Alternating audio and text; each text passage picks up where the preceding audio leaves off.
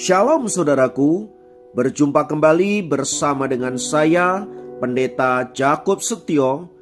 Kali ini saya ingin mengajak Anda semua untuk bersaat teduh bersama-sama, mengawali hari yang baru ini bersama dengan Tuhan. Mari kita berdoa. Tuhan, kami rindu mengawali hari ini bersamamu, dan biarlah firman-Mu akan menguatkan kami, meneguhkan kami, sehingga jalan-jalan kami sepanjang hari ini dituntun dan dipimpin oleh Tuhan sendiri.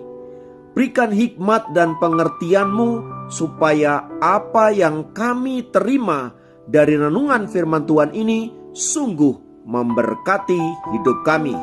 Kami siap diberkati, terpujilah nama-Mu, dalam nama Yesus kami berdoa. Haleluya. Amin. Firman Tuhan kali ini terambil dari Matius 5 ayat 8. Matius 5 ayat 8 berkata, "Berbahagialah orang yang suci hatinya, karena mereka akan melihat Allah." Saudaraku, hati adalah bagian dari tubuh manusia yang sangat vital. Selain berfungsi membantu pencernaan makanan, hati juga berfungsi untuk menghancurkan sel darah merah yang sudah tua serta membersihkan darah dari racun yang mematikan. Selain hal-hal tersebut, hati juga seringkali dikaitkan dengan hal-hal yang bersifat jiwani atau rohani.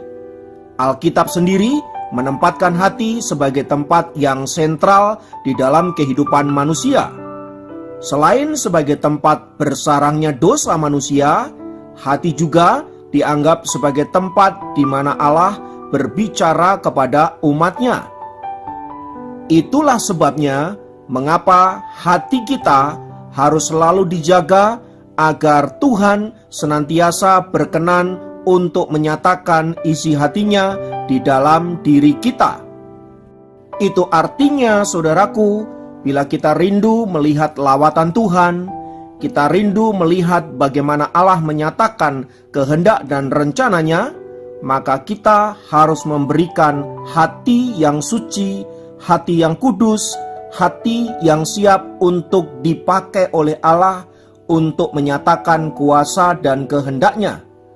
Maka bila hati kita tidak kudus, hati kita tercemar oleh dosa-dosa, maka pastilah Tuhan tidak akan berkenan untuk menyatakan kehendaknya di dalam kehidupan kita. Oleh sebab itu, agar lawatan Tuhan itu dinyatakan dalam hidup kita, maka kita harus melakukan beberapa hal agar hati kita selalu bersih adanya. Yang pertama, hati kita harus beres dari segala ikatan kuasa dosa. Ini hanya bisa dilakukan oleh kuasa darah Yesus dan oleh pengampunan Allah sendiri. Oleh sebab itu, agar kita menerima penyucian ini, maka kita harus menerima Yesus sebagai Tuhan dan Juru Selamat dan senantiasa membuka hati kita untuk dilawat oleh Dia. Selain itu, saudaraku, kita juga harus senantiasa memohon belas kasihan Tuhan dalam iman, agar darahnya yang suci itu membersihkan dan melepaskan kita dari segala kuasa kutuk dosa yang mengikat hidup kita. Sebagaimana yang dinyatakan di dalam Yakobus 1 ayat 9 yang berkata, ketika kita mengakui dosa-dosa kita, maka Allah itu setia dan adil. Ia akan menyucikan segala dosa-dosa kita dan akan mengampuni segala kejahatan kita. Itulah sebabnya, saudaraku, agar pengampunan dan pemulihan ini dapat kita alami, maka kita harus terbuka di hadapan Allah. Kita harus jujur dengan diri kita sendiri dan mengakui segala kelemahan dan dosa-dosa kita di hadapan Allah yang kudus. Hanya dengan cara demikianlah, maka saya percaya kita menerima pemulihan dan pengampunan dari dosa-dosa kita. Sayangnya ada begitu banyak anak-anak Tuhan yang tidak merasa bahwa dirinya punya dosa, bahwa dirinya tinggal dan ada di dalam dosa. sehingga merasa tidak perlu meminta pengampunan. Itulah sebabnya mengapa ada banyak anak-anak Tuhan fine-fine saja ketika mereka melakukan dosa, bahkan tinggal di dalam dosa. Maka firman Tuhan kali ini menegur kita untuk kita menyadari bahwa saudara dan saya perlu kuasa pengampunan. Saudara dan saya perlu kuasa pengudusan oleh darah Yesus. Sebab tanpa darah Kristus dan pengampunan Allah yang Maha Kudus, Anda dan saya tidak akan pernah menerima pengampunan dosa. Maka datanglah kepada Kristus dan terimalah pengampunan dosanya.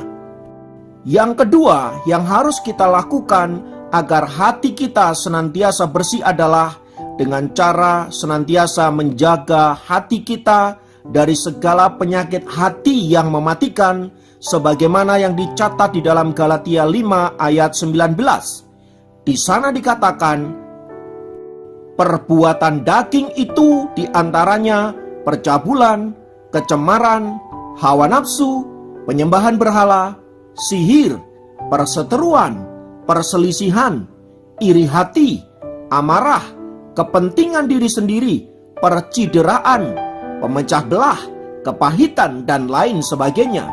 Semua itu dapat mencemarkan hati kita, dan semua itu dapat membuat kita hidup di dalam pesakitan. Oleh sebab itu, saudaraku, tinggalkan semua itu dan beralihlah di dalam roh damai sejahtera yang memerintah atas hatimu, supaya engkau mengalami sukacita dan damai sejahtera di dalam Tuhan.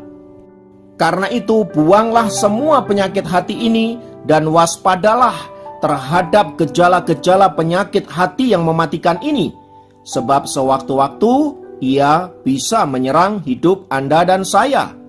Oleh sebab itu, saudaraku, sebagaimana firman Tuhan tadi katakan, agar kita terus-menerus menjaga hati kita sedemikian rupa, agar jangan dicemari oleh berbagai-bagai hal yang jahat yang dapat membelenggu hidup kita.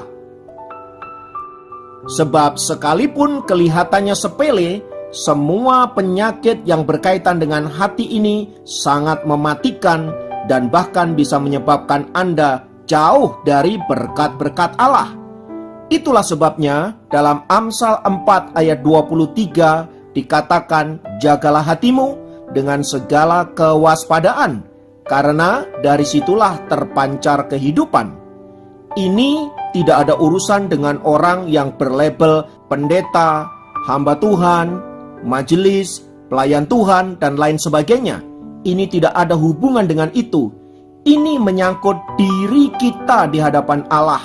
Maka siapapun kita harus menjaga hati kita sedemikian rupa, supaya dari hidup Anda dan saya terpancar kehidupan yang mempermuliakan Allah. Kiranya kita senantiasa menjaga hidup kita dengan benar, menjaga hati kita dengan baik, supaya olehnya kita senantiasa mempermuliakan Tuhan. Tuhan kiranya memberkati. Mari kita berdoa. Bapa, kami membawa hati kami ke dalam tangan kasih-Mu. Kiranya Allah sucikan, Allah kuduskan, supaya dijauhkan dari segala kecemaran dan dosa. Sebab kami tahu di dalam hati ini bersemayam Roh yang kudus, Roh yang memerintah atas hidup kami. Maka kami tidak mau hidup kami tercemar oleh dosa-dosa yang kami miliki. Maka Tuhan, ampunilah kami, sucikanlah kami. Sekarang kami menyerahkan hidup kami menyerahkan hati kami ke dalam tangan kasih-Mu. Kiranya Tuhan yang akan menguduskan bagi kemuliaan nama-Mu. Terpujilah nama Tuhan kekal selamanya. Dalam nama Yesus kami berdoa, kami bersyukur kepadamu. Haleluya, amin. Dan keselamatanku, kepada siapakah aku harus takut? Tuhan adalah benteng hidupku. Terhadap siapakah aku harus gemetar?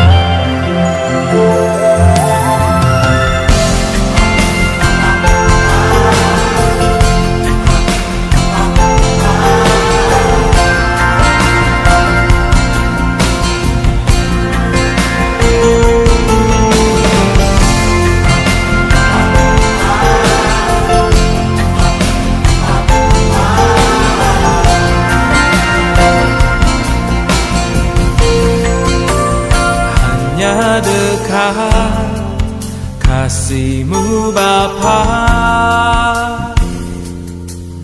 jiwaku pun tentram. Engkau menerimaku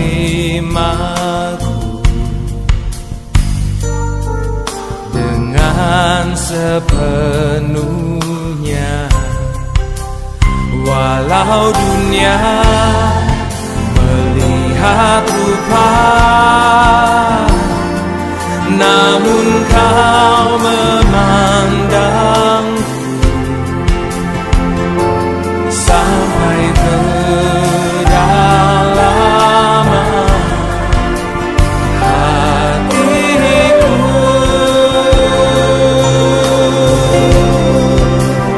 Tuhan, inilah yang ku tahu, Kau mengenal hatiku jauh melebihi semua yang terdekat sekalipun.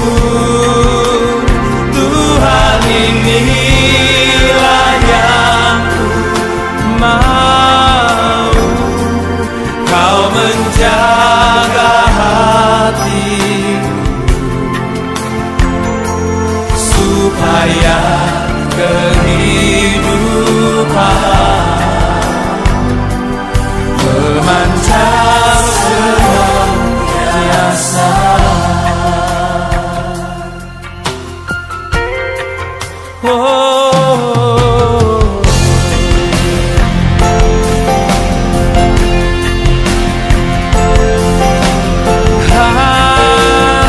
Hanya dekat-Mu Tuhan.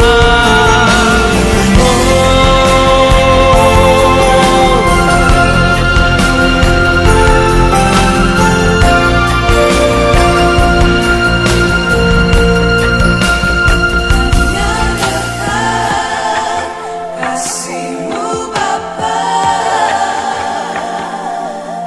jiwaku pun Hanya Engkau yang menerima kami seutuhnya dan sebagaimana adanya.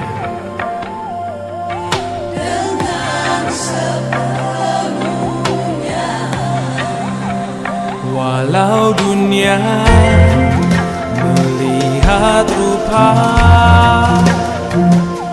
namun Kau memandangku sampai kedalaman hatiku.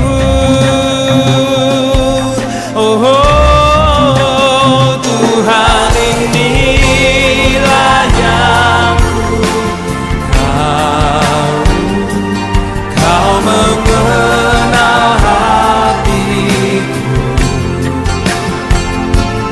jauh melebihi semua yang terdekat sekalipun. Tuhan, inilah yang ku mau, Kau menjaga hatiku supaya kehidupan memancar senantiasa.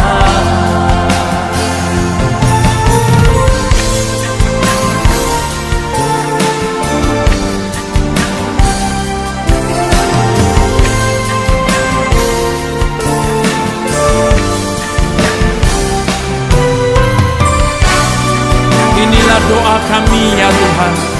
Biarlah kehidupan boleh senantiasa memancar dari dalam hidup kami, sehingga hidup kami menjadi tanda ajaib bagi setiap orang. Tuhan, inilah yang ku mau, Kau menjaga hati supaya kehidupan